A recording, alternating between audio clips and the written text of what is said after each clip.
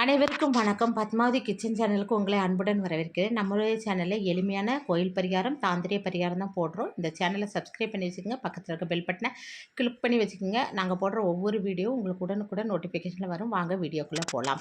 இன்றைக்கி வைகாசியுடைய முதல் தேதி செவ்வாய்க்கிழமையிலையும் வருது. செவ்வாய்ங்கிறது முருகனுக்கு உகந்த நாள்.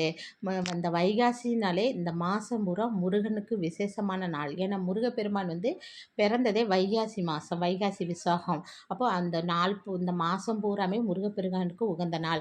இன்னைக்கு செவ்வாய் ஓரையில் நம்ம சமையல் அறையில் இந்த ஒரு பொருளை வாங்கி வைக்கும்போது நம்மளுடைய கடன் பிரச்சனை தீரும், அதிர்ஷ்ட பொருள் உங்களை தேடி வரும், பணமழை பொரியும்.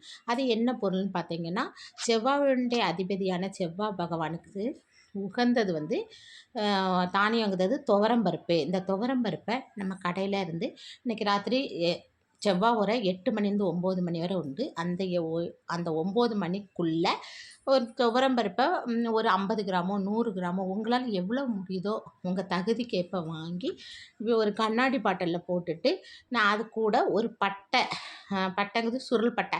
பொதுவாக பட்டையை நம்ம பணத்தோடு சேர்த்து வைக்கும்போது அது பண வரவை அந்த இடத்துல அதிகரிக்கும் அப்படின்னு ஏற்கனவே உங்களுக்கு தெரியும். அப்போது அந்த பட்டையை ஒரு சுருள் பட்டையை எடுத்து அந்த துவரம்பருப்புக்குள்ளே வச்சுருங்க.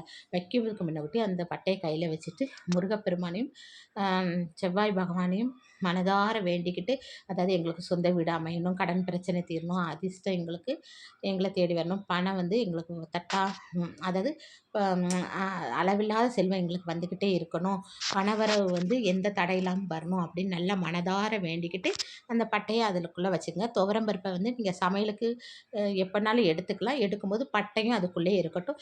வேணா ஒரு மாதத்துக்கு ஒரு தடவை இதே மாதிரி வளர்பிறை செவ்வாய் ஓரையில் அந்த பட்டையை மாற்றி வச்சுக்கிடலாம். இல்லைன்னா அது அப்படியே இருந்தாலும் தப்பில்லை. இதே மாதிரி செஞ்சீங்கன்னா உங்கள் வாழ்க்கையில் கடன் பிரச்சனைங்கிறதே இருக்காது. அது மாத்திரம் இல்லை, நம்ம சமையல் அறையில் உள்ள எல்லா பொருளும், அதாவது சாப்பாட்டுக்கு பஞ்சமே இருக்காது. இந்த மாதிரி நீங்களும் செய்து பயனடைங்க. நானும் உங்களுக்காக முருகப்பெருமான்டையும் செவ்வாய் பகவான்ட்டையும் வேண்டிக் கொள்கிறேன். எல்லா செல்வ வளங்களும் கிடைக்கட்டும்னு வேண்டிக் கொள்கிறேன். இந்த வீடியோ பிடிச்சிருந்தா லைக் பண்ணுங்கள், ஷேர் பண்ணுங்கள், சப்ஸ்கிரைப் பண்ணுங்கள். இன்னொரு பதிவில் உங்களை சந்திக்கிறேன். நன்றி, வணக்கம்.